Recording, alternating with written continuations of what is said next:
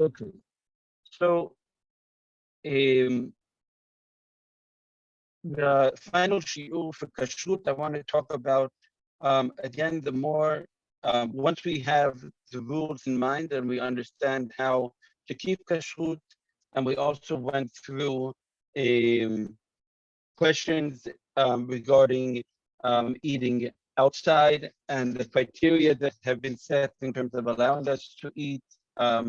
We talked about wine. We talked about bishul akum, which is the cooking by a Gentile, and what could be permissive, what could be allowed, and what could be considered problematic. We talked about bread. We talked about dairy products as well. So now this week I want to talk about the kitchen itself. And of course, you're welcome because there's different levels of knowledge here in the room as well.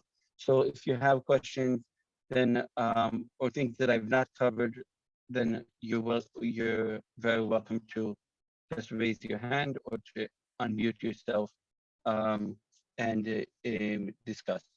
So one halakha that doesn't have to do with kashrut itself has to do with a specific halakha that has to do with kashering, but doesn't have to do with kashering of the kitchen itself.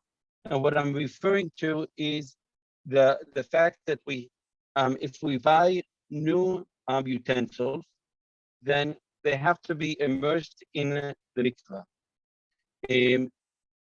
We learn this halakha from the Torah. The Torah teaches us regarding Mount Sinai, and it also has to do with the transference of something, of kitchenware, something being used specifically for food, which was made by a Gentile, by someone non-Jewish.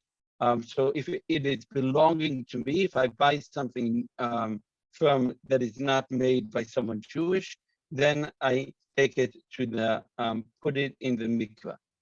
Now, what does this apply to and what does it not apply to? First of all, if I'm eating at someone else's house, and again, if I'm eating at someone, we'll talk later about how do I manage to eat in a non-Jewish home. But if it's the kitchenware doesn't belong to me, then I don't have to worry about it. This is halakha that pertains to me. In best circumstances, yes, everyone should keep halakha, but we're going to talk about what I need to be careful about. The second halakha is that this is pertaining specifically to food, to kitchenware that is used with food and served, and the food is served on or used at the table. In other words, there are different opinions in halakha, but according to most opinions, what I'm just using for the preparing of the food does not come under that same category. Let's just say if I have, for example, electric appliances, okay, then there's no way that I'm going to take my kitchenware now and my KitchenAid food processor that I just bought, and I'm going to take the whole thing and dip it in the mikveh. That would be the end of my KitchenAid processor. So therefore, I'm not gonna, if I have a toaster oven, you can imagine what that's gonna look like after I put it in the mikveh. So we're not gonna destroy what we're doing, what the appliances, although there are different halachic opinions about this. But regarding the simple kitchenware that I'm using with food itself, such as cutlery, as long as it is metal, and Chazal added if it is glass as well, then it has to go to the mikveh. So if it's plastic, if it's wood, if it's other types, then it does not need to go to the mikveh. There are those who also do plastic just without a bracha. I refer you to read page 572 in the book of Halakha, the concise guide to Halakha. Again, if you've joined the show not so long ago and you don't have the PDF that we're using or the book, then I will send out again the general email that we've sent out a couple of times. But I refer you to page 572 in the Concise Guide to Halacha, where it says you have a summary of this. When you take when you do this, and many times you can try to concentrate what you have, so that you're not going every week to the mikveh, but it's a norm thing in Jewish communities that you can call up your rabbi and say, oh, I just have something new, I need to take it to the mikveh. In larger communities, you'll have special mikveh, which is open 24/7, which is a smaller mikveh, a smaller ritual pool, where you can just put your stuff in. And but in the communities that I know of, at least the ones that I've seen in Scandinavia, I'm just thinking in my head, I don't think that there's special mikveh for this. So it means that you have to have someone open the mikveh for you. And you have to, usually there's a woman in charge of the mikveh in the community, but you can ask the rabbi as well. So if you're buying a new glassware, new metal, new cutlery for the house, it requires to be immersed in the mikveh. There's a bracha that you'll find also on the same page 572. The bracha that we say, it's similar to the bracha on Netilat Yadayim. We say, Baruch Ata Hashem Elokeinu melech haolam, asher kiddushanu mitzvotav v'tzivanu al tvilat kelim. That we have the mitzvah of immersing the kelim. In other words, by them becoming a part of our house, the kelim, the kitchenware that we're using, also has to be purified in that sense. So in the older, you can say in antiquity, this wasn't so common because people were making had their own, in the communities, they were making the kitchenware, the pottery, everything that was being used. Today, when you have the industrialization of the world, so almost everything that we have is actually produced in production lines, and therefore, when we're buying new things, that we should have that in mind, that we are taking them to the mikveh. Many times people will do it before Pesach, just because it's an opportunity many times you buy new stuff for Pesach, so that you'll have a pile or a bag of stuff that you will take to the mikveh. So one technical part about this is we have to immerse it purely in the rainwater of the mikveh. Therefore, you make sure you remove any of the labels that are on the the product labels, the company labels that are there. Make sure you remove them beforehand. Sometimes they're very easy to remove, but sometimes they're a bit difficult, and make sure there's no remains of the glue. So just keep that in mind. It could be a bit of a task if you're buying from IKEA, or put their product name on every centimeter of the all over the place. So you just make sure you take the labels off beforehand. Take an hour before you go and have it all set, so that when you get there, that's not what you're doing in the mikveh, trying to rub off the labels, because the point is that that is the same as it would be to have something. When we go to the mikveh, when a woman, for example, for family purity goes to the mikveh, then there should be nothing separating between the body and the water.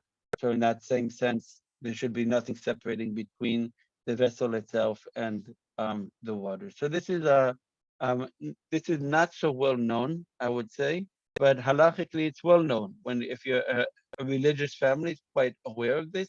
If you're living in Israel, then it really depends, because if you're buying local products, then they're created in Israel, made by Jews, so it's not required. But many times you'll be buying international products, and then it will be a regular thing. The person who is immersing should be someone who is over Bal or Bat Mitzvah, and someone Jewish, someone who has the mitzvah themselves. So you have to have someone who is obligated of doing the mitzvah to do the mitzvah. Rebecca, you have your hand up. Yeah, I just want to say that I've been told that I can't immerse any utensils before after the conversion. because it's still considered to be owned by a non-Jew, basically. So just wanted to add that so people don't go and buy something and just throw it in the mikveh and then think it's okay. I'm going to add there is an opinion that I believe the Beit Din in Scandinavia, not I believe, I know that the Beit Din in Scandinavia follows. There's a special halakha that when a person converts, they're converting with their household with them. They're becoming a new person with everything that they own as well. So there's a unique halakha which applies to someone converting, in that everything that you have is it's as if it's going to the mikveh with you, so you actually do not need to take that. So it actually might be a good idea to buy stuff before the conversion, and then after the conversion, I think it's a wonderful halakha because it's also speaking of the spiritual process that we go through in conversion, in which things that everything is with you, all of your items, your whole life is as if it's going to the mikveh with you. So there is an opinion like that, which I believe it resonates with me very well. And you can rely on. So I would add to what Rebecca said. Yes, someone who is not yet converted, it's okay because you're not yet obligated to halakha, so you don't have to take it now to the mikveh. And after the conversion, then you don't either have to. But once you're after the conversion, you buy anything new, that's when you would begin the process of taking stuff to the mikveh. So it makes it much easier, because if you're going to take your whole household with you, every coffee jar, coffee cup that you have, every cup, all of your utensils, I think that would be quite a difficult task to do. Silke, you have your hand up. It might be a silly question, but in case, so I live in Copenhagen, like a lot of people, so going to the mikveh is easy. But let's say you get a summer house, a summer cottage in like Jutland, somewhere where like a mikveh is far away. Is it true that it's okay to take it into the sea or a lake? Because that technically is also a naturally gathering of water, and then you could dip it there. It's just kind of something I heard. Fantastic. Thank you so much. Yes, the answer is yes. A mikveh is not only a community mikveh. A mikveh is a natural gathering of water that has not been processed by man. Therefore, a lake, right, would fall under that. A river would fall under that, and the sea would fall under that as well. The only thing is that it should be a gathering of water. So the water should be still where it is, so that it's like a gathered pool of water. So if the river is flowing, you would want to find a quiet spot where the water is gathered like a pool. Okay, so that you have the amount there in which the amount that we want is the amount in which a person can immerse in. Okay, there's just 40 cubits of water is the exact amount. But basically, if you can imagine yourself dipping in the water there and it's covering you and the water is still, then that would count. So a lake is perfect. You can go to the sea, and that is perfect as well. If it's a flowing channel, that you should find a quiet spot. But I agree 100%. If you have a summer house, you go out and you're missing something for the barbecue. It's simple, right? It's a simple fix. All you have to do is find the bracha on the internet or in the book, and which of course you'll have that book with you on summer vacation, so that you're learning every day, right? So just open up the page 572. But if you don't have it and you don't have the PDF, then it's a good thing, and it's also, I think, good for education of other community members who are not so aware of it. I think it's fantastic. You can teach them. The same would actually be about a woman who's going for her own purity to the mikveh after her period. Then these areas would also be okay. The only thing is to make sure that it's private, right? So you don't want to end up in a situation in which you're so nervous that someone will see you, then you're going to end up not doing it properly. So if you have a really private lake, which you have next to your summer house, and So you could use that for mikveh as well, because you're not going to travel 3 hours now to Copenhagen in order to do so, but you have to have someone who is, shomer mitzvot, someone who keeps the mitzvot, who is with you, and they know the details, and they can make sure that you're doing it right. So thank you for that, and it's a very practical question, but also a very easy fix. And with the amount of water we have in Scandinavia, that's very easy. Kuka, you have a question as well.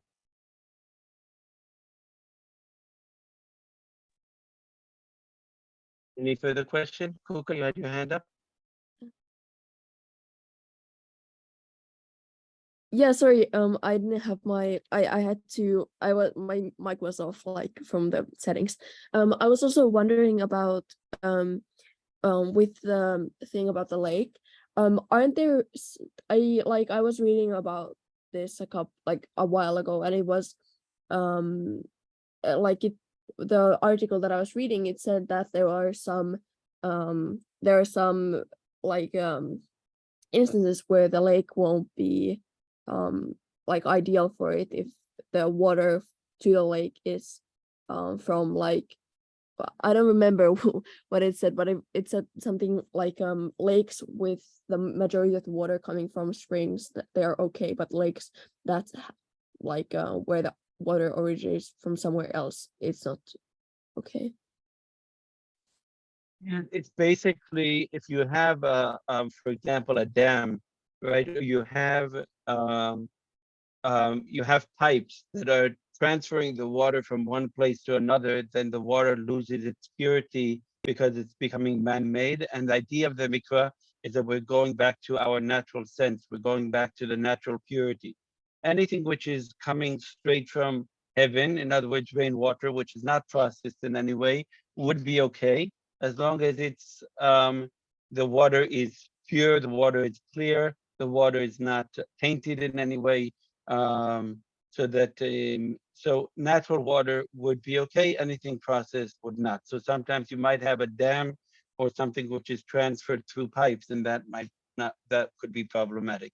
But other than that, I think many of the small lakes that we have throughout Scandinavia would be actually ideal, again, as long as it's private and you have the proper place. But if we're talking about immersing the kitchenware, then it's very simple. Just go down to the sea, go down to the lake, say the bracha, put it in, make sure it's completely covered in the water, out, and it's fixed. Okay. So I refer you again to page 572, but I think we've gone into more detail than just the short paragraph that you have there. What I would like to now discuss is two things. Basically, how do I kosher non-kosher kitchen? And point number two is, how do I eat? What guidelines do I have for eating in a non-kosher kitchen? So we're going to try to cover that with the remaining time in the shiur. Regarding kashering the kitchen itself, again, I'm referring you back to page 560, where there is a good guide that goes into many of the details. So I'm going to give a general guidance about it, the general rules that apply, and the details I'm going to leave to you to look up on page, again, 560 into page 563 in the same book and in the same PDF. Regarding kashering, what I would say the most important rule that applies is almost, I would say, I don't know, almost or actually a scientific, which is that the same way that that food will be absorbed into something, that is the same process in order to unabsorb it, to take it out of that same vessel. And then the second scientific question is, does this actually absorb? Can something be absorbed? When we talk about absorbing, because one could say, well, I have even if I have something which is non-kosher, I have a pot, I clean it really well. And what's the problem? I just made sure that there's nothing there. But our understanding is that every pot in the world, once it's cooked, is actually absorbing through the heat, is the metal is opening pores at a certain heat, temperature, and absorbing into the pot what is there. What would then happen is that the next time I cook, when I'm cooking at that same, let's imagine a soup. So I had a soup, I had a non-kosher meat soup that was being cooked in the pot. I scrubbed the pot, looks clean to me. And my mom says to me, what's the problem? You know, look at this, it's perfectly clean. You know me, I clean everything. I'm an addict. I don't let, there's nothing left in the pot. What it can even be tested that when we take that pot and we boil water for the next soup there, what will come out of the sides of the pot into that water is a small taste of that non-kosher soup, and it will then make the contents of in that pot non-kosher. So therefore, it's not only me using a non-kosher pot, it's actually the fact that something non-kosher is absorbed into the sides. What absorbs is we have different surfaces that absorb differently. We have, for example, pottery, and the general, our general rule regarding pottery is that it absorbs and it can never actually be taken out because of all of the cracks. It's actually earthenware. It's made from the earth, so it seeps very deep into it, and it's very, that's a outside of the general rule is that something which is made from pottery, from earthenware, it's very, we can't actually take anything out of it. On the opposite extreme, we have glass. Glass, proper glass, which is quality glass, not, you know, low quality, which is sometimes a mixture today of glass and other materials, but something which is true glass. We know that it doesn't absorb into it at all unless there's a crack in the glass, in which case I would say for safety reasons, get rid of it anyway. But once you have something which is glass, it's not absorbing it into it at all. Metal is in between. Metal is something which will absorb into it, and it will be able to take it out when we reach the same temperature as it had absorbed in the first place. Okay, so we have different materials, and then we have different rules regarding them because of the different material. Therefore, when so, okay, we have, I'm gonna look at the, if you any questions, put them in the chat. Thank you, Daniel, and I'll get to them. I'll look at them soon. Okay. So basically, how are we gonna take out what is as absorbed something non-kosher? Or I'm gonna ask myself, okay, I move into a new apartment. The apartment has been used before. How I'm gonna make it kosher? The process itself of making a non-kosher kitchen kosher is not so different than making something not kosher, something before Pesach kosher for Pesach, because we're using the same rule. So anyone who has kashered the kitchen for Pesach already has a good idea of what it looks like. So basically in Pesach, I do have a solution in which I can cover the surfaces if I don't want to kasher them.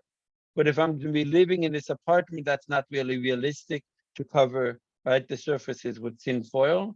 So I have to figure out how to make them kosher. So what I will do, if we're talking about the surfaces, and then we'll go back to the pots and the other. So what I will do is most of the surfaces themselves will not, let's ask us, we have to ask the same question. What heat did the food actually touch the surfaces? So if I'm cooking something directly, then it's the most extreme heat when it is on the fire. Once I'm going further away from the direct fire, then even if food actually fell out of the pot, it's not coming from a direct pot, it's coming from the pot which has now poured something from the pot onto the surface, for example. It's similar to when we're making tea for Shabbat, right? We don't do it in the first, we don't do it right, we pour it into the third so that we don't have the same level of heat. So in that same question, so how would I get, if we look at the surfaces, how would I get rid of anything non-kosher? Of course, I'm going to clean it very, very well before I even start the kashering process. And secondly, what the easiest thing to do, I will pour hot water, right, boiling water over the surfaces to make sure that the same level of heat, that something, for example, if non-kosher a soup poured, spilled onto the surface of the kitchen, then I'm cleaning it through that. Another just suggestion is that it's not a very ecological suggestion, but you have this terrible, cleaning solutions that really get rid of everything. So once something is not considered edible, it's not considered non-kosher anymore, but it's not very good for your health. So if we're talking about residue, or specifically with the oven, when you have stuff which really will stick in there and it's really stuck and won't, so maybe once in your life, actually use this inside the oven to get rid of all of that oil and everything that is there. If we're talking about ovens, the easiest option, if you have a self-clean oven, or I would suggest if you're buying for now, you're turning your kitchen into kosher, it's a good thing to buy what is called a self-clean oven, because that's also very good for Pesach. It's very easy. It saves you hours of work every year because you just turn it on. It goes up to 350 or 400 degrees, gets rid of everything. But if you don't have that, then it's going to be quite a process. It's similar to cleaning for Pesach, as I said, because you have to get rid of everything which has been absorbed inside the walls of the oven. So that even if I have to clean it very, very well, make sure I clean everything there, turn it onto the highest temperature for at least 20 minutes, and then I would be okay. So we talked about oven, we talked about surfaces. One general rule about kashering is that we should wait at least 24 hours before we start kashering, from the last time something was used. The reason is that once something is not 24 hours have passed, that residue is less. We consider it less tainting, sort of. We consider it less problematic because the taste is less strong in it. Therefore, whenever I'm kashering, I should wait 24 hours and then I begin the kashering, so that even anything which is non-kosher is not really a strong residue, so to say. So that is another important rule. So the oven itself is quite complicated because I really have to get into all of the corners unless I have the special cleaner. Some ovens have a light cleaner that could help me, but that's not actually good enough just to turn it on if it's just a light boiling cleaner and it doesn't actually have this very deep clean that makes it look like new. Also about the oven, make sure you get in behind, all of the cracks in the oven, or where the door opens as well, because you have a lot of residue and a lot of oil stains that stick there. So you have to make sure you get to anywhere where the food goes. So in the case of the oven, that steam of the food is going to get into everything. Surfaces themselves, we said we're going to boil water and just pour it directly from the kettle onto the surfaces. I'm just going to finish this, and then I'm going to take any questions. Regarding the utensils themselves, so it really depends. Anything which is metal, like we said before, the easiest thing to do is to have a pot in which I boil the pot. So the pot itself could be a non-kosher pot. I wait 24 hours. I boil the pot, and make sure that the boiling water is covering every part of the pot. Then my pot is now kosher.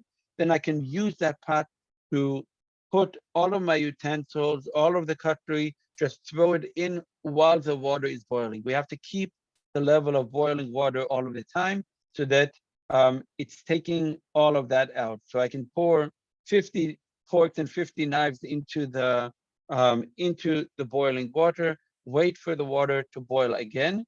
and then take it out. And the next stage would be to immediately put it into cold water so I can fill the sink after I've kashered the sink. So again, just to go back one step, how I'm going to kasher the sink itself. I'm going to pour boiling water over the sink surface. If the sink is metal, it's very easy to do that, right? Because it will come out. If it really depends. If it's a plastic sink, it could be problematic. It would be difficult to kasher because plastic absorbs and is difficult.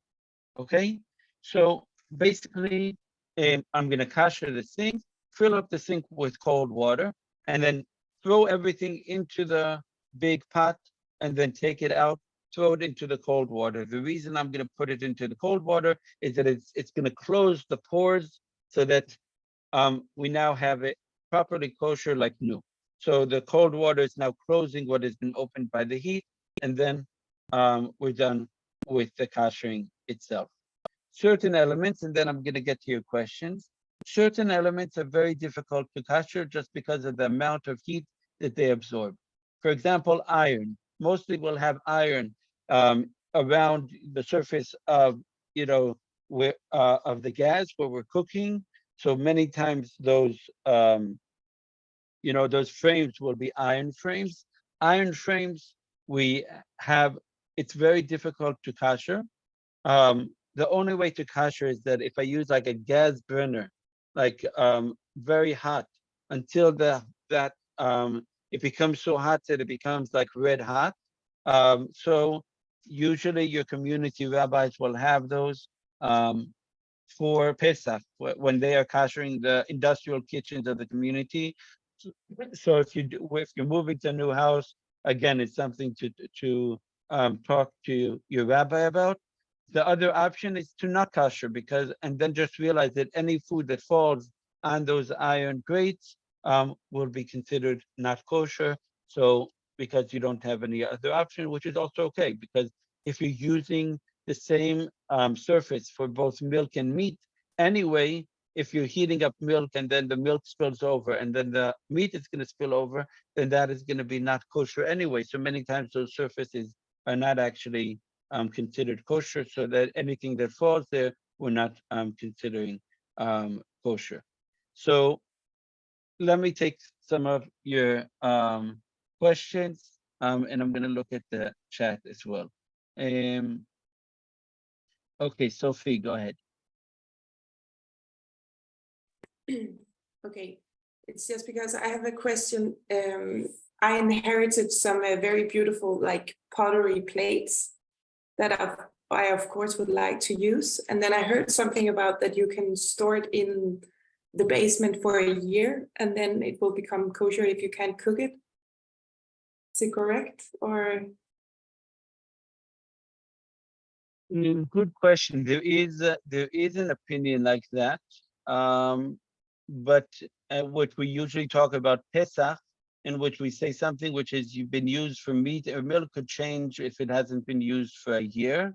Are we going to take something non-kosher and allow it to be used with kosher?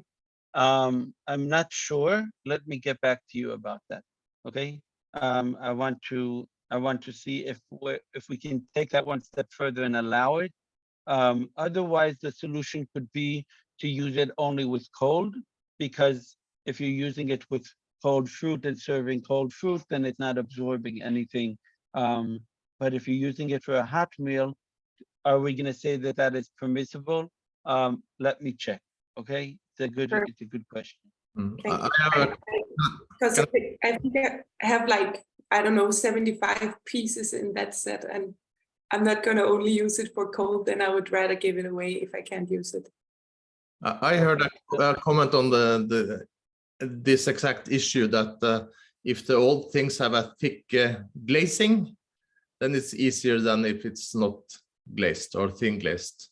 So if it is a thick coating, it is in English. Yeah. If there is many times pottery, just to fill in, many times the pottery that we have today is not open in it's not how would you say, you don't see the earthenware itself, you have like a glass glaze over it. So that glass glaze could be considered as glass, and then we're looking at it as glass rather than as pottery. So in that sense, for example, coffee cups today, they're very simple. They don't, even if they are made of pottery, then they will always have. Yeah, Naomi, can you show us your cup a second? Yeah. So if you so if you look at the inside, show us the inside of the cup there. Yeah. So, okay, so you see there's a glaze in there, which can be considered similar to glass. I'll tell you where this is applicable as well. If we're going to a coffee shop, many times these coffee jars have been put in the dishwasher together with non-kosher, right? Because that's what they have in the coffee. So how are we drinking of them? Some people would say, well, we shouldn't. We should actually just ask for the paper. But you could rely on the fact that if there's no crack there, then it's actually like glass. So if the pottery has this glaze, and again, like Tato was saying, if it's a thick glaze that it's not that you can actually consider it like glass, that nothing is actually being absorbed into that, then that would be a good solution. If it's pottery itself, then I have to look into that and get back to you, and I will do so with Hashem. Okay. Who's in line here? Is it Zeev? You have your hand up? This is ZEEW. Yes, the technique about cutlery to put on the ground and wait. Do you know something about that? Yeah, there was an old customary to make something non-usable by sticking it into the ground, and there were different customs about this that were throughout that were Jewish traditions, and then people would have funny stories about forks in their grandmother's yard because they had been used for milk and meat. So it is an option to stick it into the ground and then wait for it to become, that the ground sort of cleans it in that same way. Personally, I think it's much more easier to pour some boiling water over it. But yes, there is a basis for that. I think today it's so easy. You just have a kettle. Even if you make a mistake at home and you suddenly you take your milk fork and now you've used it with a hot meat, for example, it's very simple to fix. Just pour up your kettle, boil up the kettle and just pour it directly over. How long should you wait with cutlery in the ground? There were different traditions about this. If it was a month or a year, I think there were different traditions in different communities. But yeah, but I don't think today it's so that it's so realistic unless we want to keep the traditions of growing forks with our flowers. But Gisa, please. Gisa Sarah. Yes, it's a bit tricky, but I really need to ask you because I also inherited from it already came from my great grandmother. It's how we call that in English is like a mince meat machine or used for that at least. And we are requested to pass it to the women, and the women or family is supposed to keep it as whatever use or decoration, whatever you want. But my mother doesn't want it, so I am the next one in line, and I'm not going to use it that as well because I am vegetarian. But I want to keep it as a decoration or something like that. And apparently I don't need to kosherize it because I'm not going to use it. But it is okay to make the process anyway, even if I'm just keeping it in a shelf or somewhere and I'm not using that. Yeah, well, like you said, first of all, you actually don't need to do anything. But if you don't feel comfortable about having something which is grounded up, a non-kosher meat in it, and you want to just for your feeling to kosher it, then it would be okay. Usually I'm not even sure that there's heat involved in the actual process when it's going through there because Many times you have the you'll have the machine itself where the heat is produced, but it doesn't mean that that area itself is receiving heat. But of course, you could do the same process in which you would just pour or stick it into a pot and then boiling water just to do the kashering of it as well. Yeah, I would like to do, even though I'm not gonna use it, but I would like to do that. But I just ask because I don't want to sound like or being like disrespectful. So I just want to be sure that it's okay to do, even if you're not using it. Okay. I'd like to touch upon the complexity of plastic because we don't sometimes notice it, but if you have something which is plastic itself absorbs and it's very difficult to take out, it's not a natural, it's actually shouldn't be together with food. And it's very difficult to take something out of the plastic. Where this is relevant itself is regarding cutlery. If it has plastic attached to it, then it would be difficult. Plastic handles on pots, either you clean them very well and clean all of the area. If it's possible to actually take them off so that you can get behind that, it's fine, but we don't want to destroy the pots. But that would be, it could be that there's food that gets stuck there. Cutting boards are many times problematic. Cutting boards that are directly absorb all food, and we can't really kosher them. So either have a glass, get a new glass cutting board, get a new plastic one, it doesn't matter. But if we're talking about trying to notice, okay, what could be problematic in a non-kosher home that I want to eat in, then make note of the cutting board. One rule which is very important to know is that anything which is sharp is considered as if it is hot. So what I mean by sharp, for example, onions, garlic, radishes, these type of vegetables that have a very sharp taste to them, then they would be considered because that sharpness itself creates an absorption within so if I have something, I'm just, I said, okay, well, this has only been used in cold, that would be okay as long as I have nothing from one of these vegetables, which would change the status because it is as if I've cooked. One more rule that I'm going to add about kashrut is that something which is non-kosher, which is falling into something which is 60 times the amount in liquid, will be considered kosherized, will not be considered, will be considered absorbed in that amount. So for example, if I have a pot, that's why I have a pot and now I'm boiling the water in it. The water there is 60 times more than whatever has been absorbed inside the size of the pot, and therefore it is making it kosher. If I have something non-kosher falls into my pot of vegetable soup, then it would be the same. It would be the same halakha. So when we're thinking about koshering things, that would be the general rule that we are following as well. So I'm just giving you some basic guidelines. Once we have, Silke, you have your hand up, and I'm going to look if we have anything. Yeah, Silke.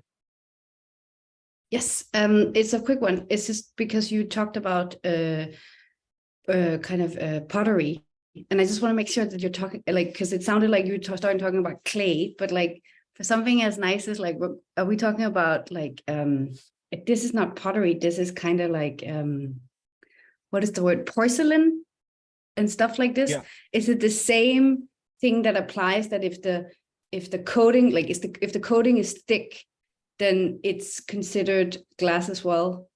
So if we were to send a message to Royal Copenhagen that maybe we're lucky, so porcelain, is it that the same rule? Yes, the porcelain would be basically considered, if it has a glass surface on it, then it would be considered the same as long as it's thick, because we're talking about the absorption itself. So if nothing is being absorbed into the cup, for example, right? And it's and you can see that, right? You can see that when you're washing, nothing is being absorbed into it, then it would be considered the same as glass. Okay. we have a few minutes left. Yeah, sorry, Naomi? Yeah, sorry, it's me, Adam. I would like to ask, Yeah, hi, Adam. well, if you have a wonderful machine called the dishwasher, is it possible to use that for kashering if you use a program with hot water? Yes, very good question. Dishwashing, I'm going to change the question around and I'm going to say, what do I do in I come to a non-kosher kitchen, I want to make it kosher, what do I do about the dishwasher?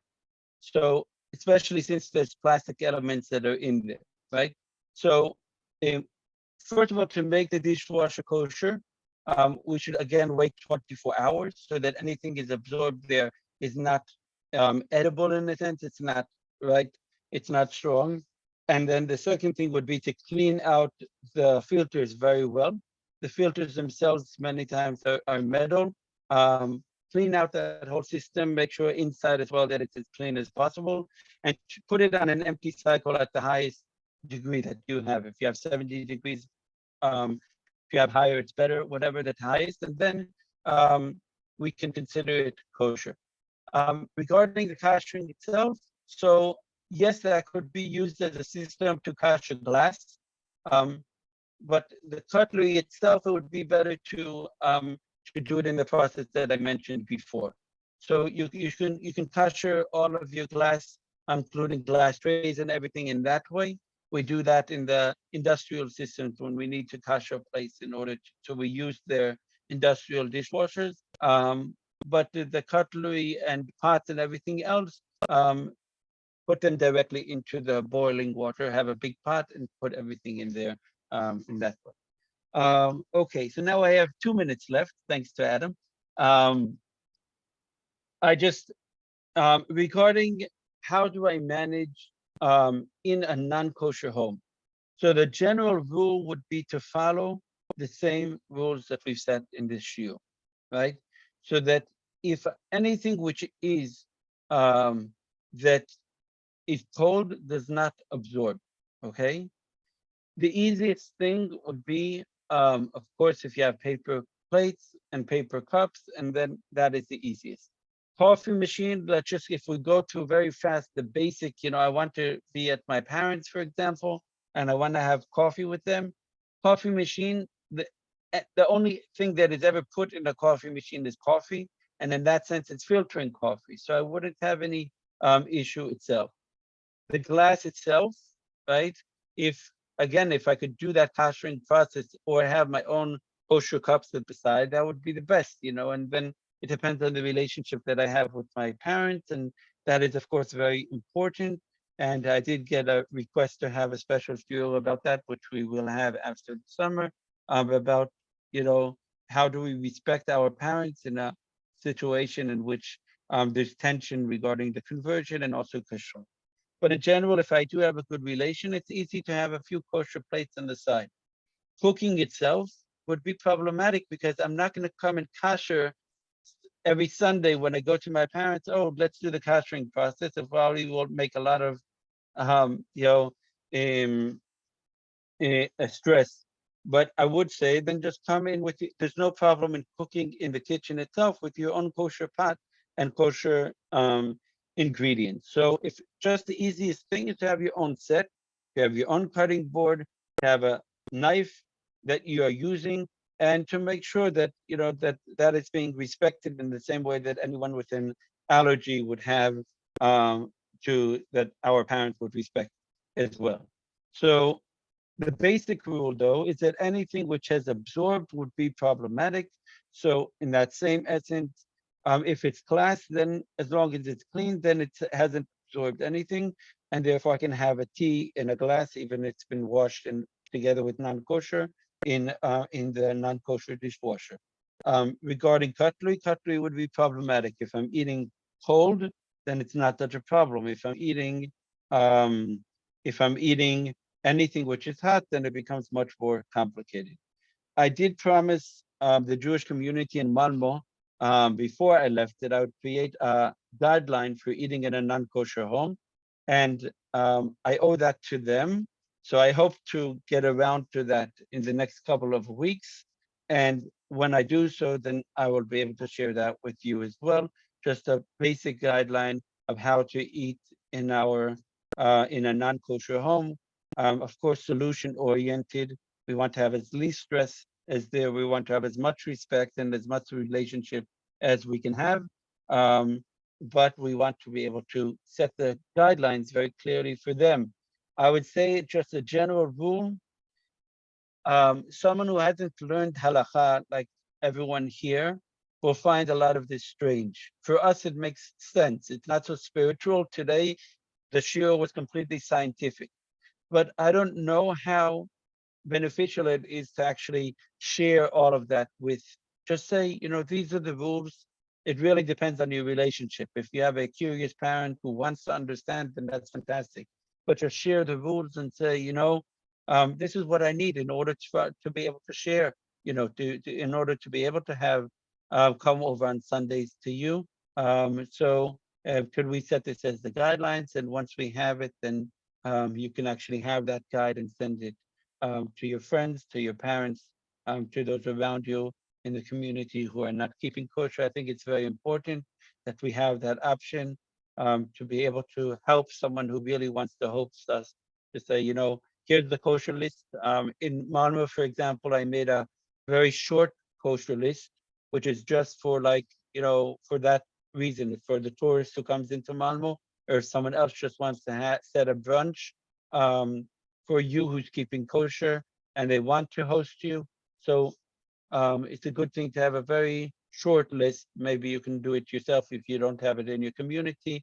These are the products, you can buy this and this and this and this, and this is what we need in order to have that set up. I think these relationships are very important to try to keep and to keep as little stress as, and the more we're able to provide that, the better it will be.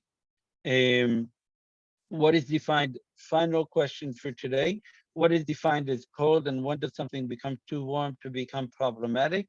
Basically, boiling is when your hand, the halachic, again, scientific criteria is when it's too hot for your finger to be there. So when you reach the boiling level of that the water is actually boiling, you can't keep your finger in there, then that is considered boiling. So anything which has been boiled, which has been cooked, reaches that level. The second something is cooked, then that becomes warm, and then at that point it becomes absorbing as well. So I refer you back to the pages in this book, The Concise Guide to Halakha, that if you don't have, you can just send me an email, but I'm going to send it out again to everyone because there's some newcomers to the shiur. I will send a summary of the shiur as well. I hope that after the shiurim on kashrut, you have both the background, a deeper understanding, as well as the practical knowledge. One thing we did not manage to cover in kashrut is specific kashrut that is related to Israel, to the Holy Land, and special laws pertaining to fruits and vegetables, that a part of it was given to the poor and a part was given to the Kohanim, to the priests, which is still applicable today, and important actually, because there's special halachot pertaining to fruit that has been imported from Israel that we all love to run and buy at the supermarket, but there's actually special halachot about them. So I will keep that in mind, and we will add it to the list of the shiurim after the summer. Any further questions, comments? Okay, so now we are past the peak of midsummer, right? So hope you all enjoy your summer vacation. Kuka, final question or comment? I was just wondering, what's the name of the YouTube channel? I will send it out. I'm going to send out a general update because I see different people have different things. So I hope to get to that this week and send out a general update. I'll also send the YouTube channel because it's private. You have to have the link. So I will send it out with information also when we will a summary sort of and you will get that. I have the emails from last week. So thank you, everyone. Have a great summer. Shalom, leita'ot. Make sure to have fun, and hope you have, better understanding now of how to keep kosher.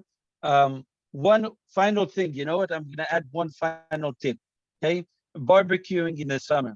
Okay, important. Anything which is double wrapped is keeping it from absorbing. So if you have, for example, a non-kosher barbecue grill like you have in all of the parks, again, at the summer house, at the summer lake, wherever. And so you're not going to actually, we talked about iron before, you don't have the rabbi there to reach that heat that you need, and you're not going to turn it on for three hours to reach that red hot heat.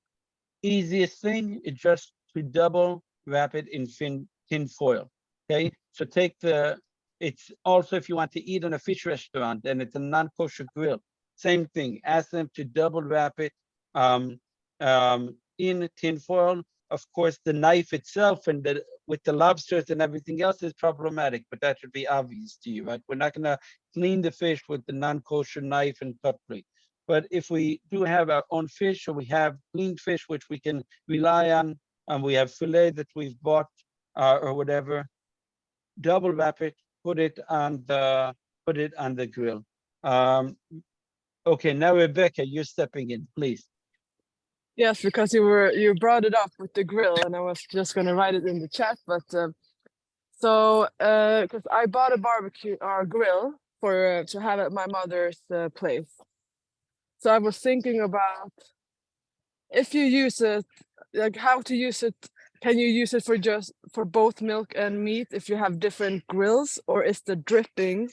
I mean, if you use meat, it will drip down into the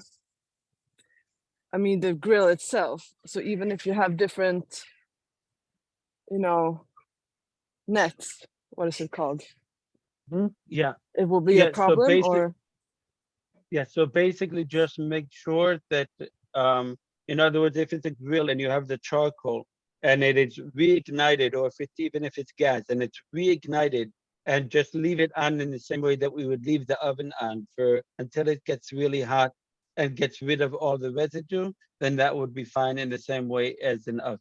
Okay, so just if it's charcoal, then replace the charcoal, and then just make sure it's red hot, and then that is okay. If it is a gas grill, then turn on the gas until, if it's one of the gas grills that really close, you can actually kosher it quite easily, clean it well, close it until it reaches the max, which can be like same as the self-clean, 350, 400.